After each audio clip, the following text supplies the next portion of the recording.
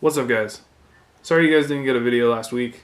Ended up being crazy busy. My life's really hectic right now. We're in the middle of a bathroom remodel in my home, and I picked up a new car last weekend, and it was a long drive. So it's kind of why you guys didn't end up with a video. So the new car, it's going to be a drift car, and I'll show you and talk a little bit more about that in a little bit. But we're gonna go over the Miata real quick today. But first, let's show you the new car. It's kind of hectic in here, but here's the new car. We picked up a 1987 Mazda RX-7. It's got 70,000 miles on it. It's an NA model, so no turbo. So really what we're going to be doing with this car is we're going to turn it into a drift car. I plan on swapping the motor out at some point. I love rotaries. I want to keep one. I like the idea of them. I think it'd be fun to build one in the future, but I want the car to be inexpensive as much as possible for a drift car, especially with it being my first car for drifting, and I'm new to everything. So with that being said, we'll just do like a quick walk around. You'll just have to excuse my messy garage. Doing a bathroom remodel. We can take a peek at the engine. This hood weighs about 1,000,000 pounds. So 13B NA S4 RX-7. This is I think it's a GXL model, so it's got all the features in it. So we'll have fun taking all those out at some point. And we'll put a cage in it, probably down the line. We'll do some angle mods, do a hydro e-brake, all that fun stuff, all the drift car things, you know. Cherry red interior, really clean car. Got it for a pretty good deal. Couldn't pass it up. I've been looking for one for a little while. They're a little hard to find right now since it's beginning of summer. All right, let's go over to the Miata, and we'll do a quick walk around.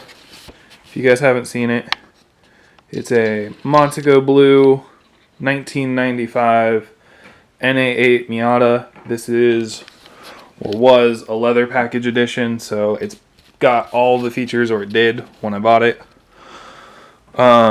When I bought it, it had the roll bar in it. That's by a company called Blackbird Fabworks. And it had a whole bunch of chassis stiffening and bracing. It's got, you know, it's got the Fly Miata butterfly braces underneath it. I don't think you'll really be able to see that very well. So I'm not going to try to show that to you at the moment. It's got the Fly Miata VMAX coilovers on it, which came on the car when I bought it as well. And I think that's about it that's left of the really cool goodies that were on the car when I purchased it. But we have a really horribly torn up old Sparco Rev seat that was given to me by a buddy of mine, which really helps in autocross events and things like that. We have the D&D Performance steering wheel, my third steering wheel for the car. But this one seems to be holding up pretty good and not failing like the last one that we had. Car had 150,000 miles on it when I bought it. NRG quick release and short hub. Put some gauges in, put the switches in, the radio. I also picked up this seat last week, which is a Corbeau FX1. Found that for a good deal locally. It looks basically brand new, so I'm super excited about that. So we're going to try to replace that seat with it and maybe throw this one in the RX-7 for the moment. All right, time for the fun part, guys. We're going to show you what's under the engine bay. So let's come over here and take a look. We have Koenig. I believe they're helixes on here. Okay, so I got Koenig helixes on the wheels, 15x9, all four corners, 225, 40, 15 for the tire. It's a Nitto NT01, so super grippy, super sticky. Love it. Oh, this cool thing came on the car too, which is a carbon fiber NACA duct. I think it's by Carbon Miata. Because I shoved that second car in here, this place is a mess now. Got the little stupid. Alright, we got the eBay Garage Very lip. We put the tinted tail light or headlights on, or turn signals on. And when we come under here, we have an ITB. See all those fun little guys right down in there? you know. Super cool. ITB turbocharged Miata. So this is a stock 95 1.8 block, bottom end, with ARP head studs, a 1999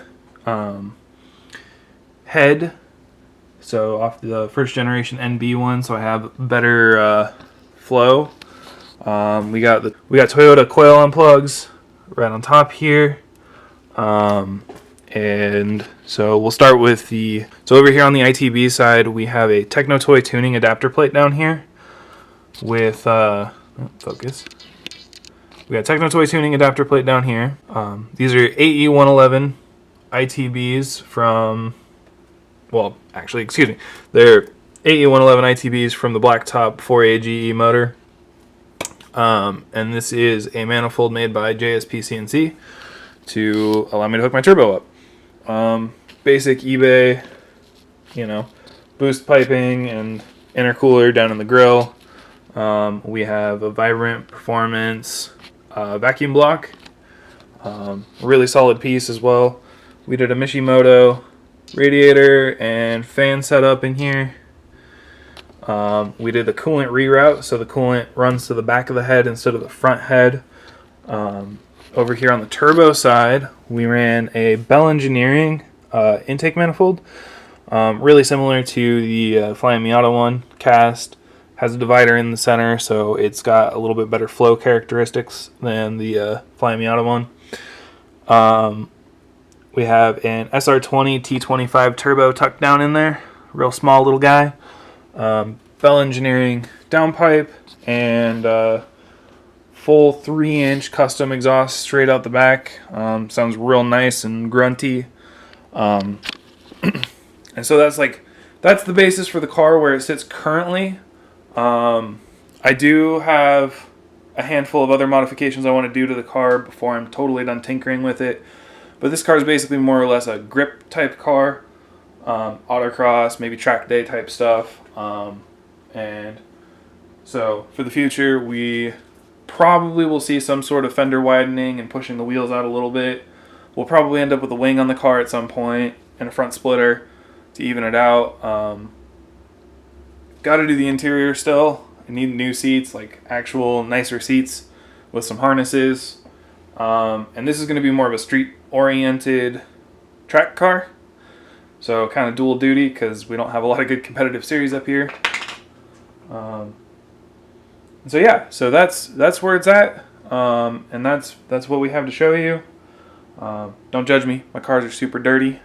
But yeah, show you guys all of this real quick.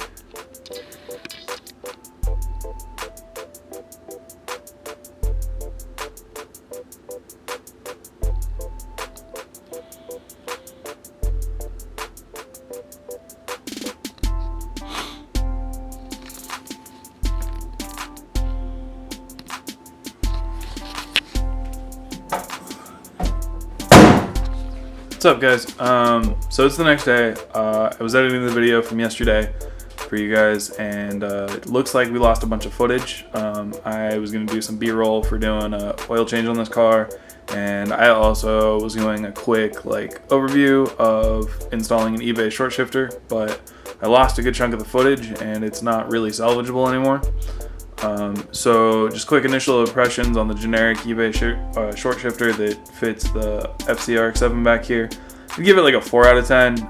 It's not great. It's not bad. It's real tight. It's kind of hard to get it into 5th gear. And my biggest qualm with it is it changes the thread pitch for your shift knob. And you know, with doing that, I don't have a shift knob now that fits it. So gotta buy a new one of those. Anyway, that's it for this week. If I can, I'll go and try to get some shots for the car later today.